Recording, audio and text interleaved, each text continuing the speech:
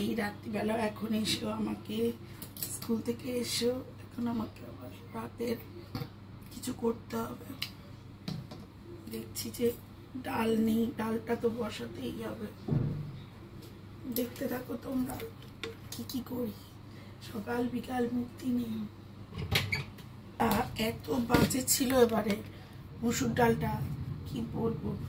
নতুন মসুর ডালের প্যাকেট আছে, সেটাকে এবার খুলতে হবে। যে মসুরির ডালটা নতুন প্যাকেট খুলতে হচ্ছে, আর ভালো লাগে বলো তো? সারাদিন ধরে কাজ আর কাজ। এই তো ঢুকলাম মনে হয় 8:30 না 9টার সময়। একটা তো কাজ করার ছিল, কোনো সময় মুক্তি নেই। বেশি করে করে রাখলে আমি একটু নিশ্চিন্ত থাকি। সারাদিন পরে এসে না আর কিছু করতে ইচ্ছা করে না জানো, কিন্তু করতে হবে, না করে তো উপায় নেই। আমি না করলে ওরা খাবে কি? এত করে একটু ডাল করে রাখি, গেলে থাকবো না। আমার কেমন ঘুম ঘুম পেয়েছে, আসলে ভালো লাগছে না। স্কুলে গিয়েও হ্যাঁ বন্ধুরা, তাতেও আবার আমাকে রান্নাঘরে ঢুকতে হলো, কারণ কিছু আলু ভাজা খেতে ইচ্ছে করেছে। ডাল তো করতেই হবে, কালকে সকালবেলা উঠে তো এত কাজ করা সম্ভব হয়ে উঠছে না।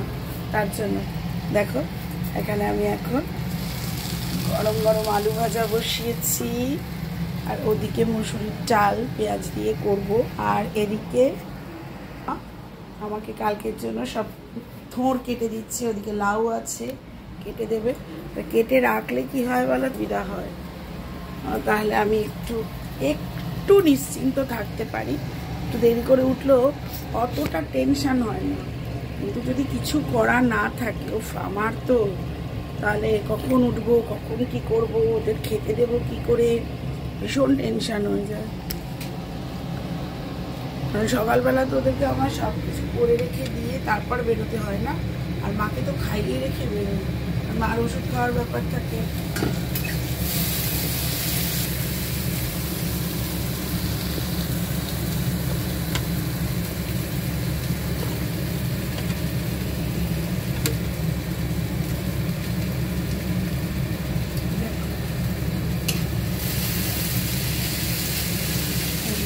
আলু ভাজা আমার খুব ভালো লাগে আলু ভাজা।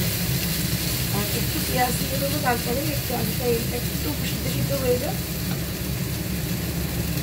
সেই আলু ভাজা গরম ভাতে তো আমার কিছুই লাগে না, ডালও লাগে না, শুধু আলু ভাজা হলেও হয়ে যায়। এক অদ্ভুত স্বাদ।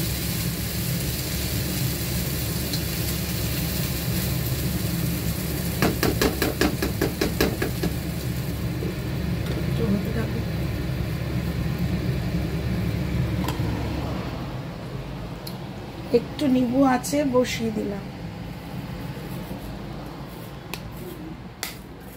ভালো লাগছে না, টিভিটা চালিয়ে রেখে এসেছি, এটা বন্ধ করতে হবে।